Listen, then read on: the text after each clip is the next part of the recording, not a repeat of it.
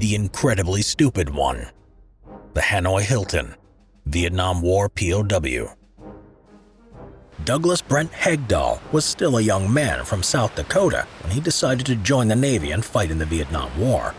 Like many other young men of his beliefs, Doug had no doubt when the country called. He was ready to take up arms against his country's enemies, even as far as Vietnam. After all, the way he saw it, it was a great opportunity to see the world. When Hegdahl joined the rank and file in 1965, he was 19. The first stop was the Navy recruiting office. Once enlisted, he was sent to the boot camp in San Diego. After completing the course, Doug went to war as a sailor on board a missile cruiser named the USS Canberra. The USS Canberra was deployed to the Gulf of Tonkin in 1967, operating north of the demilitarized zone. The Canberra's task was to use the powerful 5-inch and 8-inch guns against the enemy shore installations and communication lines, which were used to supply the enemy troops in the south.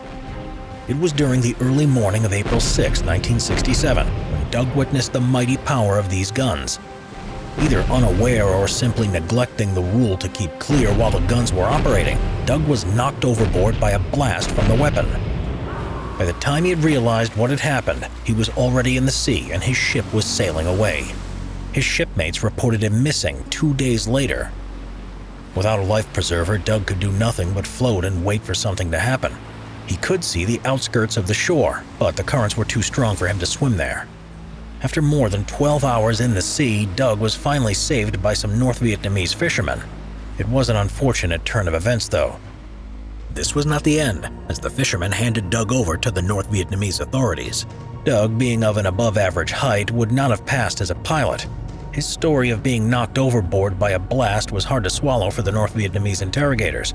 They thought he was either a spy or a soldier on a covert operation. Realizing the seriousness of the situation, Doug made the decision to play dumb. As it turned out, it was a smart move. And so Doug's game began. He was taken to the Hanoi Prison, popularly called by American POWs as the Hanoi Hilton. The prison was everything but a pleasant place. American prisoners were tied down with iron stocks inside their chambers and were beaten and tortured on a daily basis. The North Vietnamese even had special torture rooms where most of the interrogations were held. In a savage manner, prisoners had their hands tied to their ankles. In this position, prisoners were suspended on meat hooks and left to hang for days. Doug pretended to be the dumb son of a petty farmer who was so poor that he even had no water buffaloes, unlike farmers in North Vietnam. The role complied with the Vietnamese interrogators' interests, who believed the poor boy to be of a great material for their propaganda activities. They didn't know that the boy's intelligence went far beyond his portrayal. In prison, Doug played his dumb role perfectly during interrogations. When communist officers ordered him to write an anti-war statement, to everyone's surprise, he joyfully agreed to do it. Officers brought the ink and paper, and as they started to dictate, Doug admitted that he could not read nor write. It was a lie that sat perfectly within his role as a poor, dumb farmer's son. More importantly, the officers believed him. He was then assigned a tutor that was supposed to teach him basic literacy. All of their efforts were futile because Doug played his role so perfectly. After some time, officers gave up on him, believing there was no chance he'd learn anything. He was therefore nicknamed the Incredibly Stupid One. It was exactly what Doug had planned for. He managed to avoid interrogations, which were often accompanied by torture, and convinced the enemy that he was no threat at all. Considered stupid and incapable of causing harm, Doug was allowed to move around the prison freely. The truth was, however, that Doug posed a serious threat. Because of his reputation as a fool, Doug was the only prisoner allowed to stay in the courtyard when everyone else was confined to their cells. He was allowed to sweep the courtyard and the perimeter outside the prison gates. One time, he convinced the guards that he needed new glasses, and on the way to the shop, he memorized the prison and its position within the city. Doug also used his freedom to wander around the camp, committing sabotage whenever an opportunity presented itself. During resting hours, Doug was sweeping the courtyard under surveillance of just one guard. Once that lone guard fell asleep, Doug would approach the nearby trucks and pour a small amount of dirt into their fuel tanks. With this method, he managed to disable 5 enemy trucks. He wasn't able to fight the war the way he was trained to, but he found a way to fight it the best he could. One of the prisoners who recognized Doug's intellectual potential was a U.S. Air Force officer named Joe Krecka. Krecka developed his own method of creating memory banks and taught Doug the names of 256 American prisoners in the Hanoi Hilton, along with the names of either their dogs, kids, or even social security numbers. The curious thing was that Doug memorized these names to the tune of Old MacDonald Had a Farm.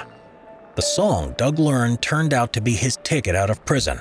Every now and then, the North Vietnamese organized the release of 3 prisoners as part of their propaganda activities. It was August 1969 when the time came for Doug, aka the Stupid One, to be released. Doug was reluctant to go. There was a pact among the prisoners that no one should accept an offer of early release. Those who accepted an early release were considered traitors to this pact and to their comrades. Aside from this prisoner pact, he was fearful of the dishonor of returning home from the war early. He would rather die in prison. Only after his superior and roommate, Lieutenant Commander Dick Stratton, gave him a direct order to do so, did Doug agree to be released. The way the rest of the prisoners saw it, Doug was the best candidate, as he knew the names of almost all the prisoners, along with identifying information about them. Such data would be valuable to the U.S. government. He also knew the structure of the entire prison camp as well as its position in the city of Hanoi, given his liberty to move freely around the camp. When he returned home to the States, Doug told U.S. Navy officers who questioned him everything he had learned while in prison. They were surprised with the number of names he had remembered. Despite attempts to have Doug recite the names in a more comprehensible fashion, he was unable to. The only way he knew how was by singing along with the Old MacDonald Had a Farm song. Many of the names Doug gave belonged to men believed to have been killed in action. An important outcome of Doug's time in the North Vietnamese prison was his role at the Paris Peace Conference in 1970, where he shared with the world the horrors that American POWs were suffering through in the North Vietnamese prisoner camps. Lieutenant Commander Dick Stratton, the savior and friend of Doug, was of a particular concern to him. He seized the opportunity in Paris to publicly accuse the North Vietnamese of murdering Stratton. To save face in the view of the world, the North Vietnamese officials made sure Stratton returned home alive, back to safety. The plan had worked how Doug had hoped, saving his friend. Stratton never forgot what Doug did for him and every POW from the Hanoi Hilton prison. He described the incredibly stupid one as his hero, the archetype of the innovative, resourceful, and courageous American sailor.